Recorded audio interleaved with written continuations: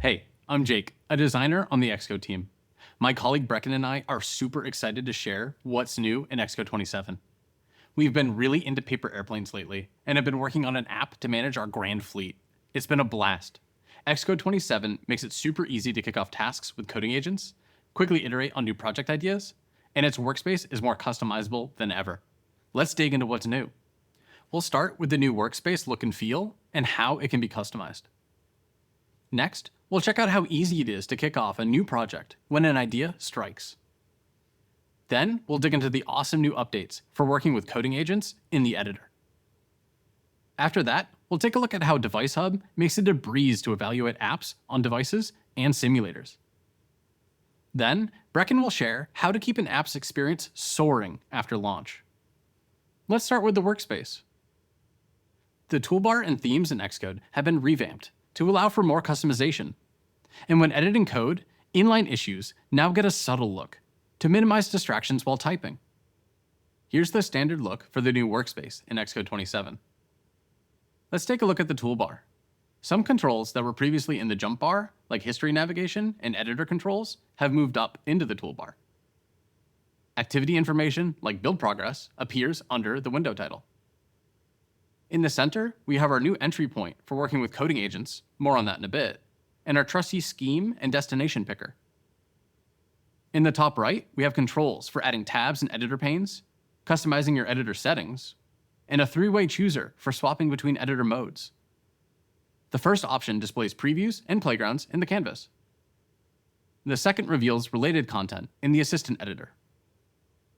And the last enters a mode to review source control changes. Oh, and speaking of source control, the branch picker has moved to the bottom bar, where it can more easily fit long, beautiful branch names. But the best part about the new toolbar is that it's fully customizable. Now you can add or remove your favorite items and reorder them to your heart's content. Customizing the workspace goes beyond just the toolbar. With Xcode 27's new themes, you can choose from beautiful presets, or simply play around with a couple sliders to tune a theme in your own way. Let me show you. The new Appearance panel in Xcode Settings window has everything you need to configure a theme. The standard theme has been revamped to be brighter and more colorful. I can play around with the first slider here to influence the intensity of the text colors.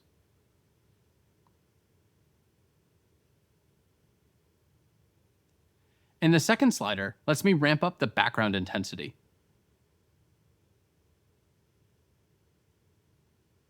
Now we can see a full window background color. And if I keep bringing the intensity all the way up, my background turns into a vibrant gradient. And of course, I'm not locked into these starting tints. I can choose other values, like a pink tint for my background, and my theme automatically updates for this new color palette.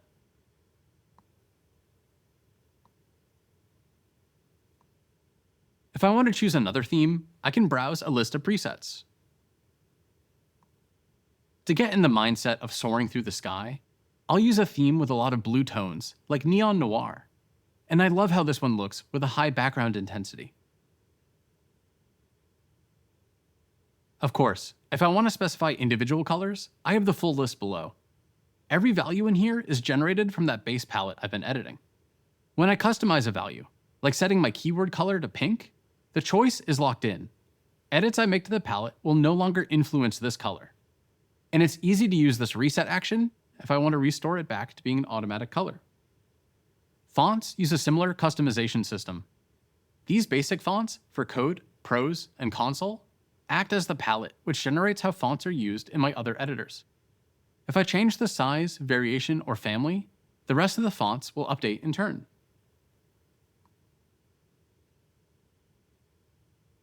Something I love about themes is how it influences the entire workspace window, including other editors. If I check out my project settings, I can see a subtle tint of my theme coming through the background. There's one more thing to know about themes. You're not limited to just one. If you want, you can pick a separate theme for a given workspace. Your font settings are saved separately, so it's super easy to swap out themes depending on your mood or workflow. Like you saw, to help get myself into the mindset of paper aerodynamics, I like to use the Neon Noir theme for my paper airplane project. This helps identify at a glance which project is which. So if you find yourself needing to quickly differentiate projects that are perhaps eerily similar side by side, try giving them unique themes.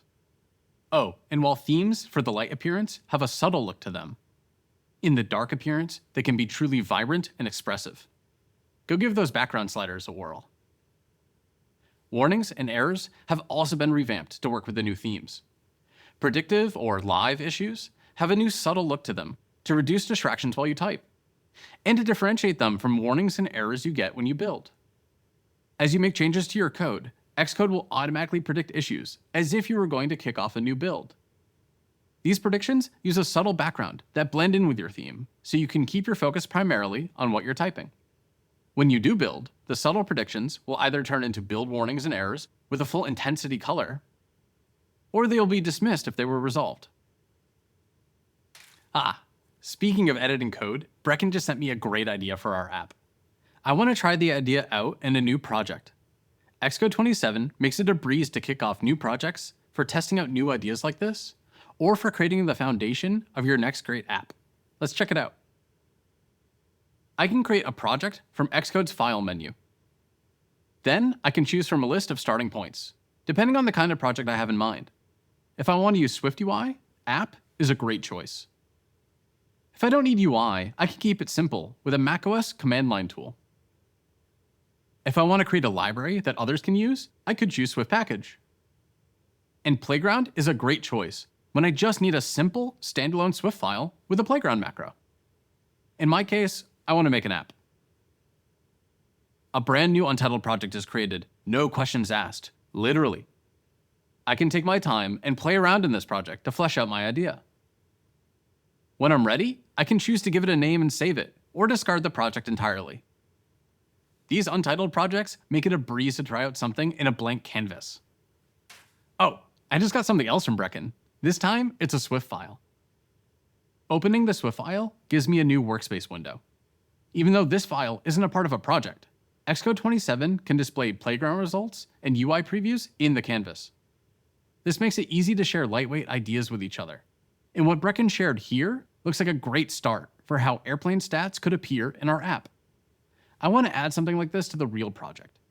Coding agents could really help here. Working with coding agents in Xcode 27 has been supercharged. It's easier than ever to kick off and stay on top of parallel agent tasks and conversations. The transcript has moved into the editor pane, so you can compose it with other editors with tabs, splits, or whatever suits your workflow. The editor also includes an easy way to see what the agent changed and any artifacts that got produced. Remember that fancy button in our toolbar? I can use it to kick off a new conversation or task for a coding agent. The conversation appears as an editor, so it works with tabs, split editor panes, or however you want to organize your workspace. I really like Brecken's idea for adding stats for different kinds of paper airplane designs, so I could kick off a simple request. But I want to dig into how this feature should work with the agent before we start making changes. I can use the plan command for that. Using /plan will use the plan tool. I can take the time to specify all the details I want my agent to consider. Then the agent will gather the necessary context for this plan without making any changes yet. While it's exploring, it can kick off subagents to work in parallel. In this case, I need to provide some input on how to tackle the problem. I'll give some guidance so we can keep working towards creating the plan. Once the plan is ready, I can read it over, give inline feedback, or have the agent go ahead with the implementation. As the agent works, any changes it makes to the codebase appear on the right-hand side. Any produced files, artifacts, or screenshots appear here as well. This is a great way to see how my app is evolving as the agent interacts with the app in the simulator and in previews. While I let the agent dig into implementing the plan, I'll open up the Coding Assistant sidebar. It contains a list of my other agent conversations and tasks that may be happening in parallel. The sidebar list makes it easy to check in on conversations and see if any of them need input or have unread messages. And there's so much more here to explore. I recommend checking out the session Xcode, Agents, and You to get the full look at agentic workflows in Xcode 27. Now that the plan is implemented, I want to try out the app. When launching an app on a simulator, it will open as a new window in Device Hub. As the name implies, Device Hub has some great ways to explore and evaluate your app across simulators and physical devices. Let's take a look.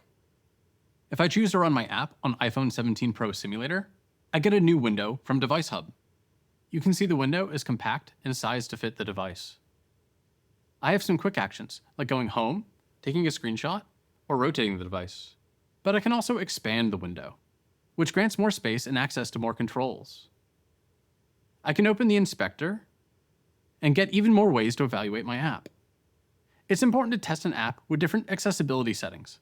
For example, I can increase contrast, choose a larger dynamic type size, and try out my app with a dark appearance. The app is looking good with these settings, so let's go back to the default.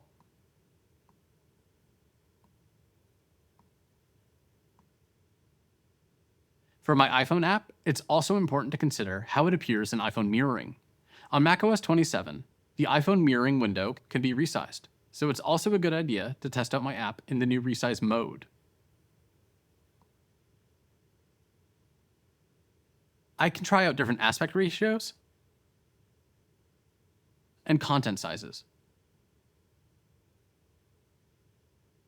My iPhone app already has great support for resizing, thanks to the standard SwiftUI views I'm already using and the effort I've already put into making my custom views and layouts support resizable windows on iPad and Mac. So this is already looking great. Device Hub makes it a breeze to work with simulators, but the coolest thing is what I've shared so far works with physical devices as well. If I open the sidebar, I see a combined list of simulators and devices. I have a paired iPad Pro already running my app. And I can see and control it directly in Device Hub.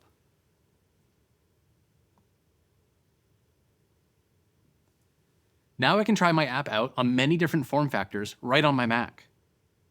Device Hub is super powerful and unlocks a lot of great workflows, like working with files, data containers, evaluating app configurations, and more.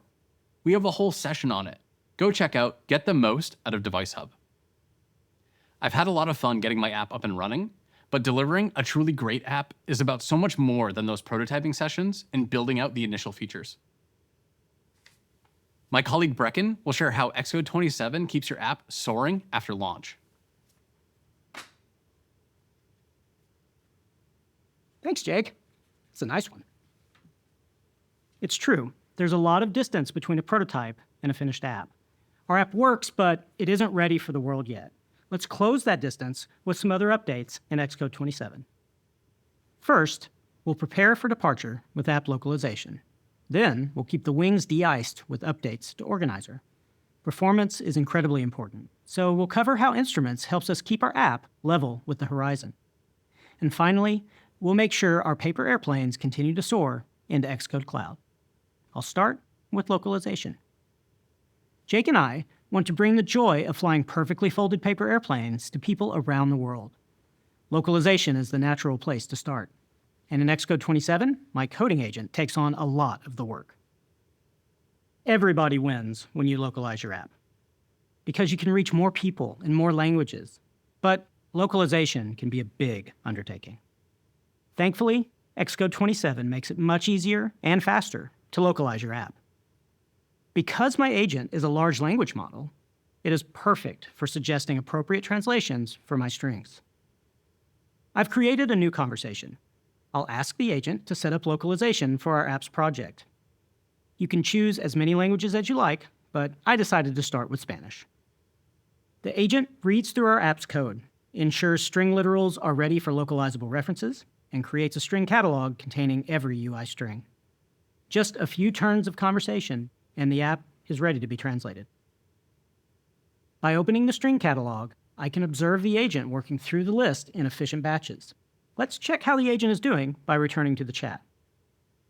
Great, it's done. The agent analyzed our app, performed any code changes necessary for localization, created a string catalog, and translated every UI string into Spanish, just as I requested. When the agent generates translations, it uses the full context of your project as well as language-specific style guidance from Xcode. Within minutes, our Paper Airplanes app has a localized build I can run. I can test it immediately, fixing common issues like awkward layout or truncated text. I like to use the string catalog for focused per-language work. I reviewed the Spanish translations. They look great. I've added a new entry for simplified Chinese. I can add languages with the plus button in the bottom left. And new in Xcode 27, with a language selected in the string catalog, I can click the Generate Translations button. The agent goes to work in the background, adding localization for simplified Chinese. I can check on its progress at any time, either in the agent conversation itself or by inspecting the string catalog entries as they fill in. When the agent is finished, I can run the app to spot check these changes. If all is well, I can distribute an update to our new users for testing. A great way for native speakers to review our app's support for their language is through TestFlight. TestFlight users can provide translation feedback just as they would provide feedback for any other feature in the app. Localization in Xcode has never been easier or faster. Here are a few more tips to reach more people than ever before with your app. Ask the agent to ensure the existing strings in your code are ready for localization. It's best to start with just 1 or 2 languages, so issues are easy to spot. And be sure to test the app, even if you don't read every language, to catch those awkward layout or truncated text issues early. And remember that in addition to any internal testing you perform, TestFlight is perfect for getting feedback from native speakers. There's a lot more to localization than what we covered today. For a deeper dive into these translation features, check out Translate Your App Using Agents in Xcode. And for some true immersion into the world of app localization, land on Code Along, Explore Localization with Xcode. Jake and I have folded quite a few languages into our Paper Airplanes app. We're almost ready for takeoff. Between Jake's work earlier and mine here, we were ready to put our app in front of people through TestFlight and then launching on the App Store. But shipping isn't the finish line. It's where we learn how our app actually behaves in the world. That's where the organizer comes in. The conversation between our app and its users keeps going long after the App Store launch. And the organizer is where a lot of that conversation lives. In Xcode 27, it does more than collect reports. It also helps me act on them. The organizer has always been where I see what my users are running into and where I can make our app better. But seeing the issue is one thing. Figuring out what to do about it is another. In Xcode 27, the organizer goes further. It helps me see more issues and can even recommend ways to fix common issues like hangs. For our app, that's the difference between I know there's a hang and here's where the hang is and here's what I should try next. Xcode 27 brings 4 new things to the organizer. The redesigned overview surfaces the highest impact issues first, so I can focus immediately on big trouble spots. The overview page puts diagnostics and metrics in the same view. A spike in the metric chart up top tells me something that needs attention. The diagnostics below show me where in the code to start looking. One screen instead of jumping between 2. New metrics for storage and animation hitches flag issues the old metrics couldn't see. In Xcode 27, there is a new storage metric that shows how much space our app and our app's data have been taking up. Storage on a phone is shared across every app, so when one app overuses it, every app feels it. The metric breaks down documents, data, and binary size, since binary size impacts cellular downloads and launch time. It tells me what my app's footprint is and where to focus for the biggest size reduction wins. You can see that in version 1.0 and 1.01, our app was quite large. This let Jake and I know that we should compress some images. The app size chart shows that this made a big difference, one our users could feel.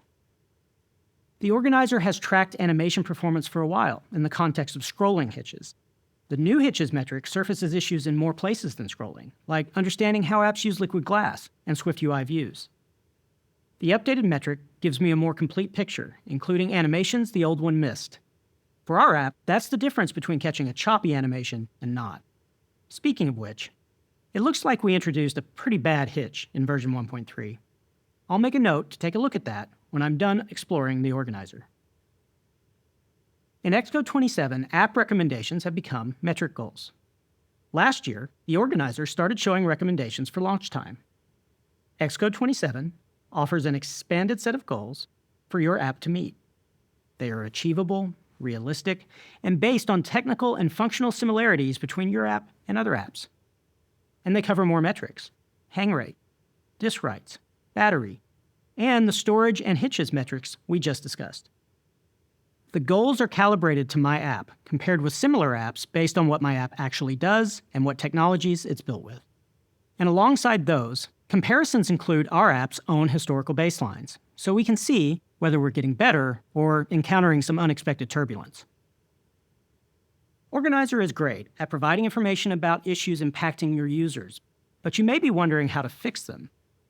New in Organizer, you can get guided performance analysis and generate recommendations using coding agents. A lot of the time I spend on a regression is just figuring out why it happened and how to reproduce it. That's the part Generate Recommendation tackles. From the Organizer, I can click Generate Recommendation, pick my project, and the agent works through the diagnostic data with me. Like any agentic tool, I can iterate, try a different angle, try a different fix, until something fits the code base. And that's a tour of Organizer in Xcode 27. But a great app does more than just work. It also has to do its job fast, and not drain the battery. The more efficient our app is, the longer our users stay in the park instead of diverting for an unscheduled charging stop. Tuning our app's performance is one of my favorite parts of app development. A fast, efficient app keeps our users in the air longer. That's where Instruments comes in. And in Xcode 27, Instruments fits right alongside the rest of my work. Every app has its rough edges, even our Paper Airplanes app. Some show up right away. Others take more digging, like the animation hitch the Organizer showed me earlier. Instruments is what I reach for when I want to know what my app is really doing. And in Xcode 27, finding the answers takes a lot less time. When my app feels slow, the first question is always, where's the time really going? Performance investigation has always felt like detective work, and Instruments has been my favorite partner.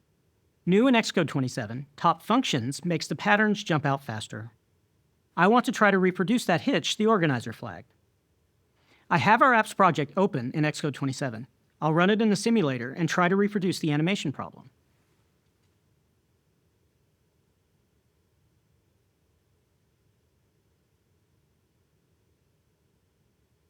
Ooh, looks like the plane is having a little engine trouble.